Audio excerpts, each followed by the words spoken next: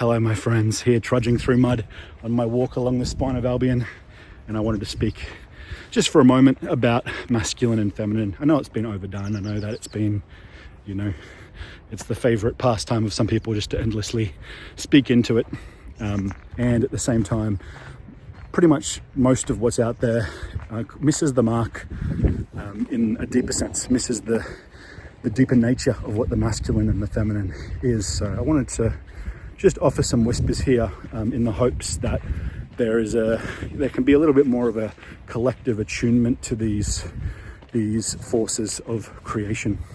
And I love this idea that in the beginning there was a masculine force, a feminine force, a god, a goddess perhaps, is one way to think of it. They were entwined together, united as one.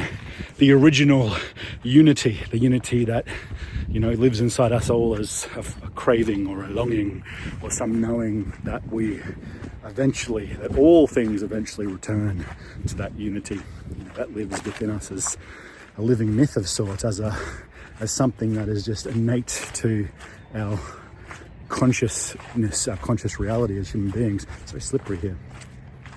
I love that idea. I love the Maori creation story. The idea of, and I won't use names because I don't want to disrespect names, but or get them wrong right now.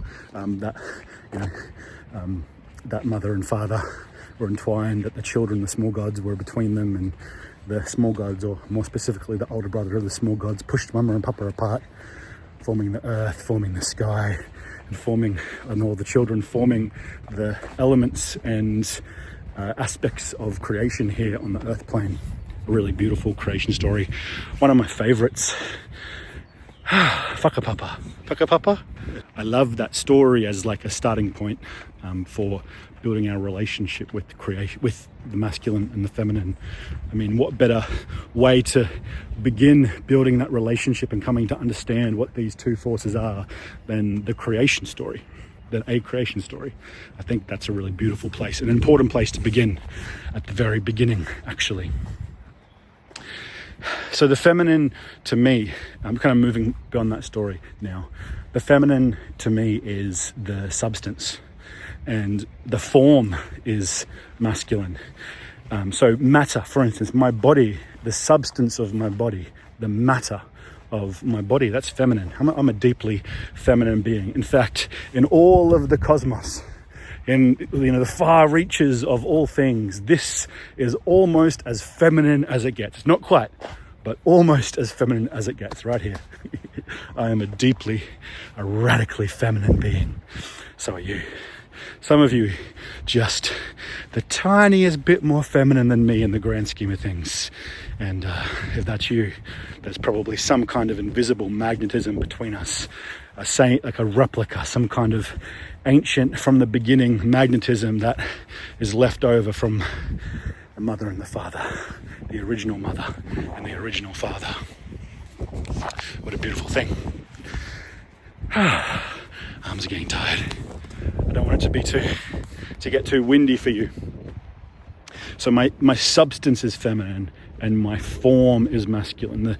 The substance of my face is feminine. What fills my face, the matter here, the matter, that's feminine. The form my face takes, that's masculine. You can think of masculine as the structure, the architecture, the form, and feminine as the essence, the substance, what fills the structure, almost the meaning, or not the meaning, the life, the life that fills the structure. Yeah, that which gives the structure a substance. And you can think of the masculine as that which gives the substance form. So a lot of people in this age, they really misinterpret what the feminine is. They think that form is feminine. Form is a very masculine thing. Form is architecture. So that's one of the revelations that I suppose lives in this sharing, is that women are really masculine beings. They are, pretty much as masculine as me, just a little bit under. because their bodies are substance turned into form. So the fact that they are feminine is masculine. How wild's that? The fact that a woman is feminine or shaped in what we'd call as a female, that's a masculine thing. That's a architecture. That's a structure. That's a genetic coding manifest, an architecture manifest. What she's made of, feminine. The form she takes, masculine.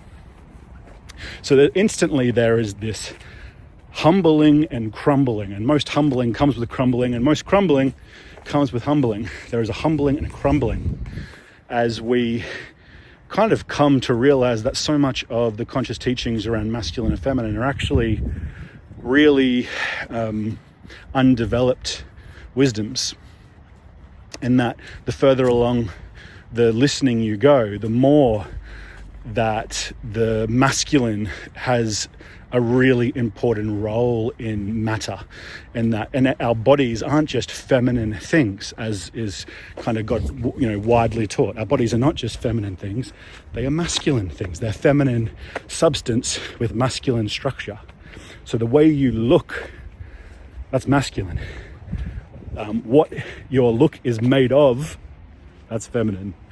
Kind of going to be a hard pill to swallow for some of the goddess circles who've been kind of pointing at their bodies being like, we are feminine. You are, and you're masculine. So you might wonder, why am I sharing this? Why am I kind of bringing forward little pieces of discernment like this? And this is just, we're just barely scratching the surface of how much there is to kind of clean up in this age. There's a lot to clean up, guys. It's the teachings, the wisdoms, they really lost their way.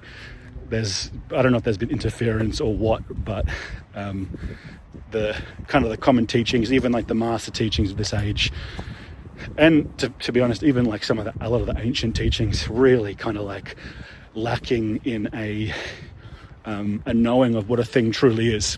So let's rewrite that. That's part of why I founded School of Living Myth.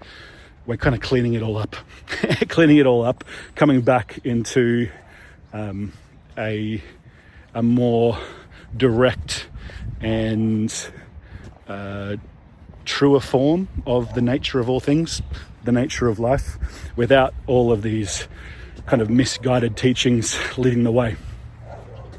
I'm going to continue to share little things that just break the spell piece by piece. Not the matrix spell, but the spell that those who think they're out of the matrix are in. That one. There's probably someone out there breaking my spell. That's great. Keep going.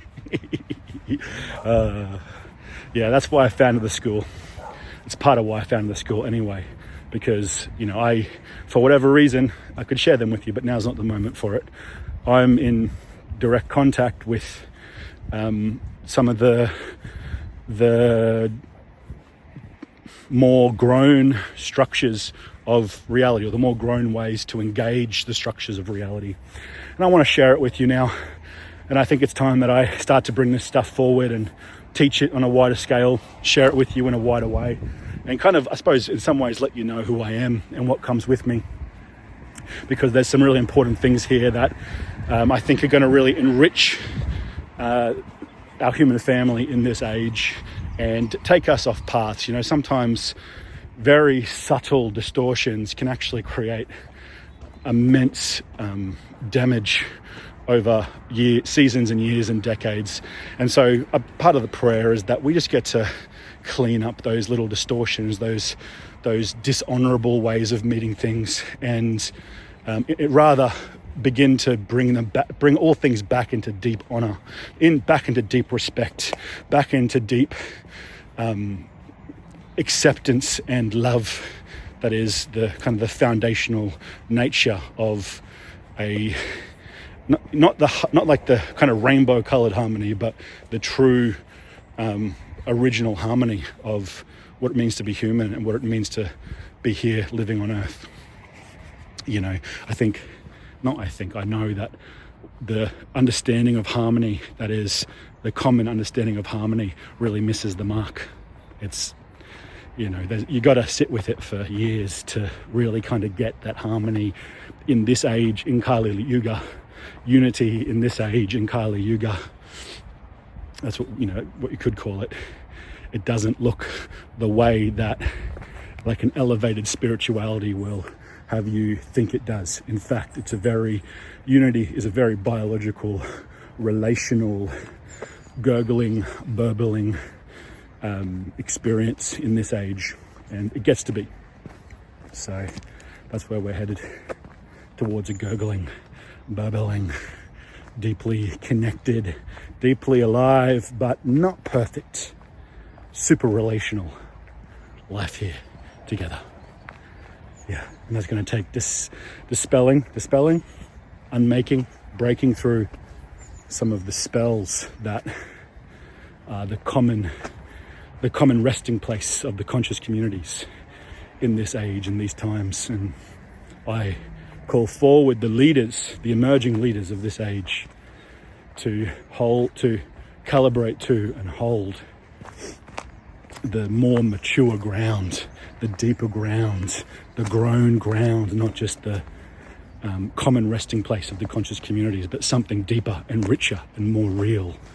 I call you to that place. I call you to that ground, and it's going to take everything that you've got, but it's going to be so worth it. I hope you hear me.